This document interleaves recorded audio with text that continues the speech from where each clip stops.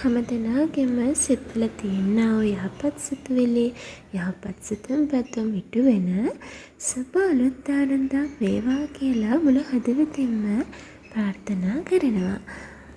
ලැබුවා වූ මේ අලුත් ආරම්භ සැමටම සුබම වේවා.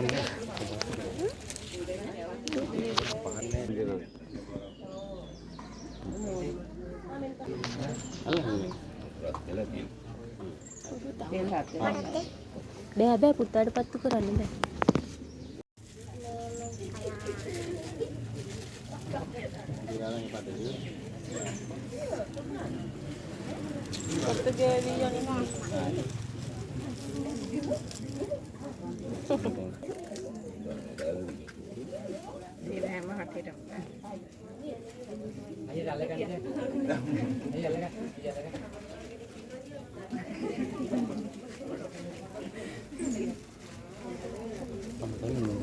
මේ උදාවෙන අලුත් ආරම්භ අපි මුලින්ම කරේ පොඩි කාලේට පන්සල් ගිහපු එක.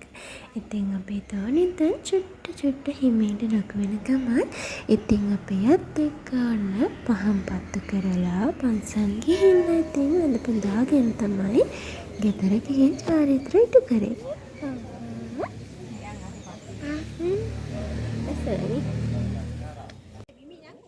කඩා ගන්න.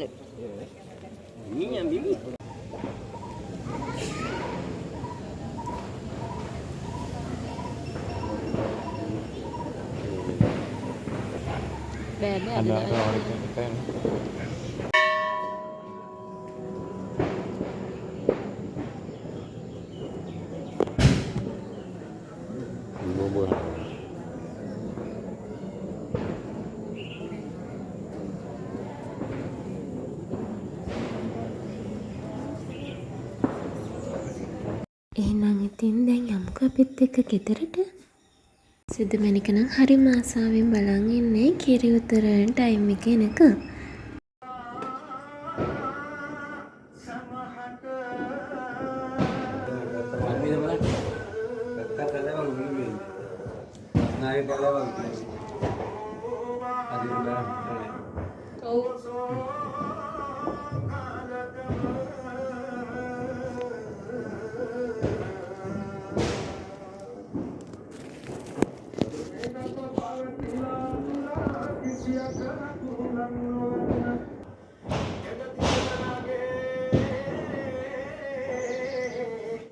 Aturan iselo.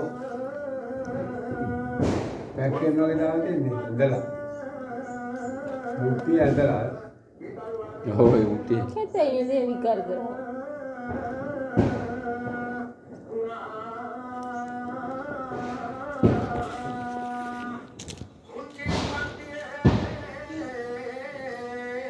Hari ini.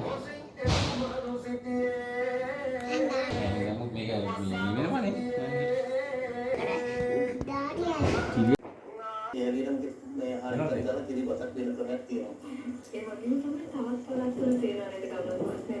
කිරි සමගිය තුල ශාස්ත්‍රීය වාසනාව වගේ දේවල් තියෙනවා වගේ මතයක් තියෙනවා සහ සමහර පළාත්වල මම දැකලා තියෙනවා. උතුරායන කිරි භාවිතයෙන් හරි ඉහිනවා සමහරවල් කියනවා. අර ඒ බලන්න මතක කරගන්න සමහරවිට සමානයි කිරි තුල පොල් කිරි පාවිච්චි කරනවා.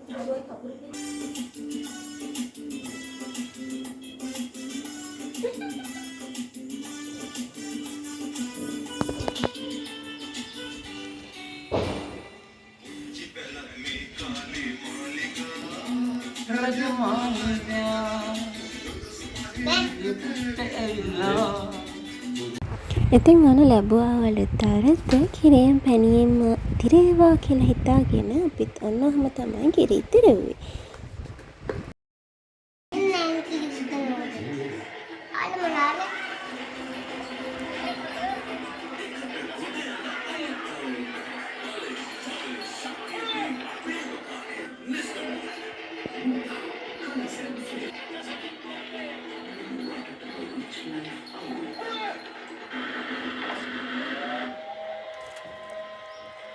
දැන් මේ අපි මේ කිරියක මේ පාන් කැල්ල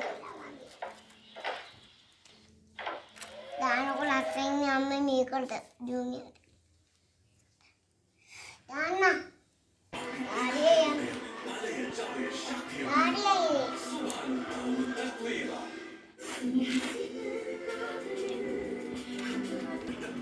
රටේ මුතුන දින්න. වටේ මුතුර.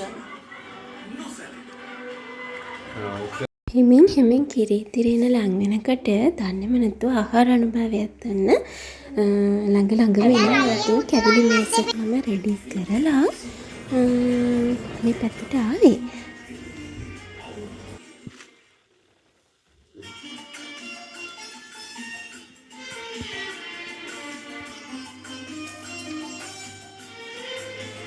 Mama.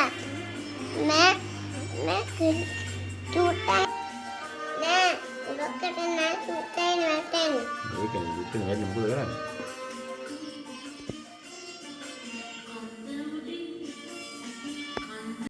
අවුරුදු කෑම මේසෙ කියන්නේ අවුරුදු කැවිලි මේසෙ කියන්නේ හැම ගෙදරකම ලොකු පොඩි හැම ගෙදරකම මොන විදිහකින් හරි සැකසෙන දෙයක්. ඉතින් මමත් මේ පාර නම් ඉතින් ඇත්තටම කිසිම දෙයක් ගෙදර හැදුවේ නැහැ.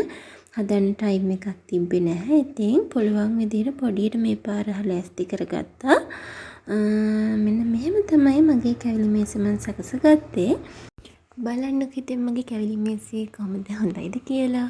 ඔයාලගේ කැවිලි මේස වලත් ෆොටෝස් කමෙන්ට් එකකින් දාන්න අමතක කරන්න එපා.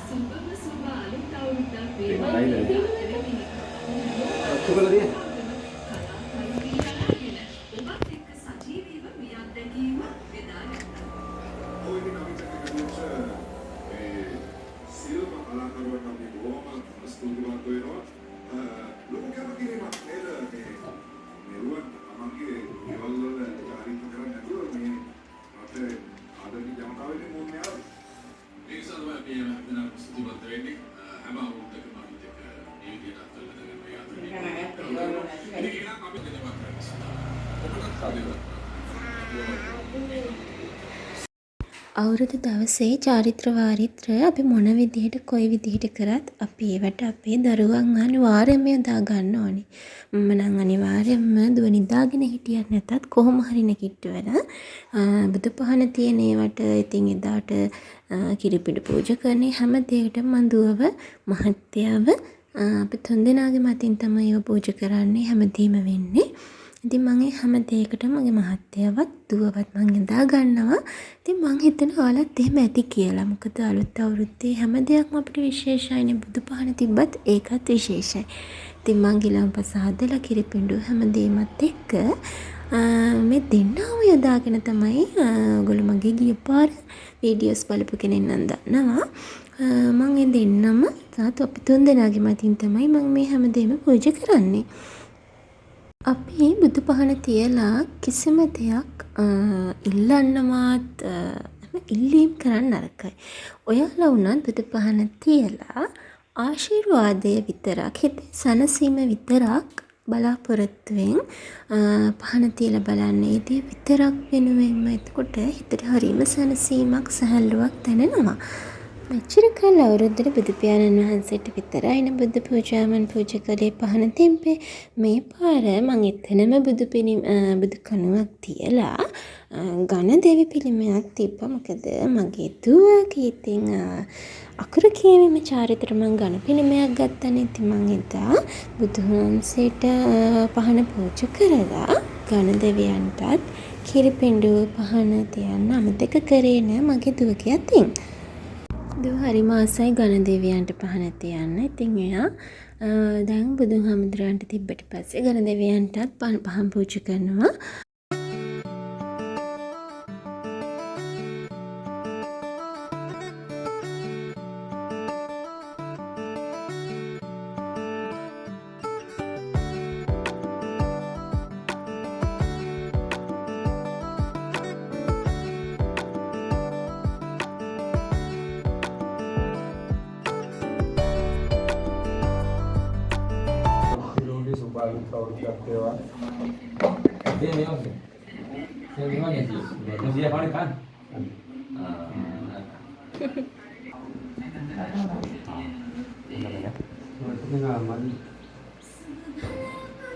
Ingat kan?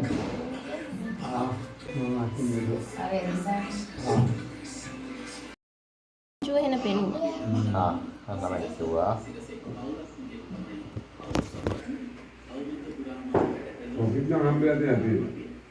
Oh, berarti.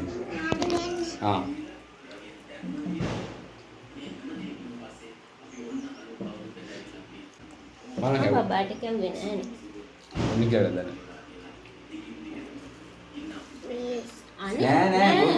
Apa bagi kawan? Iya kan. Amat. Umeta.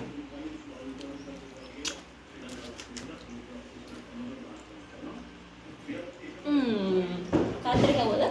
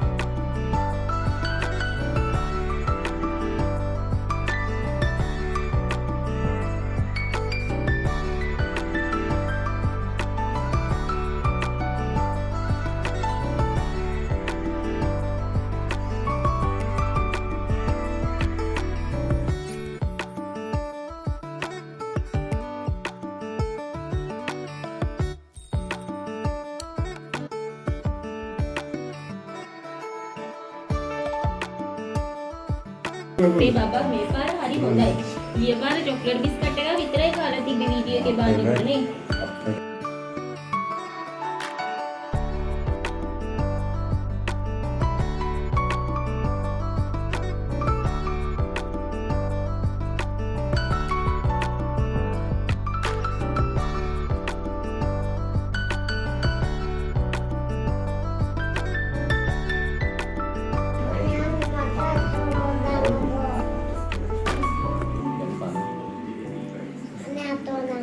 කාරිවරද? අනතුරුන් දැන් පස්සේ මගේ අතින් හැඩවුණා පළවෙනි කේක් එක. ඉතින් කස්ටමයිස් වෙන පළවෙනි කේක් එක මේ අනතුරුන් පස්සේ රටේ ඉන්න පුතාගෙනයි නේනිගෙනයි එයාගේ ආදරණීය අම්මගේ උපන්දිනය වෙනුවෙන් තමයි මේ කේක් එක කස්ටමයිස් වුනේ. මේක ගෙනව එක කේක් එකක්.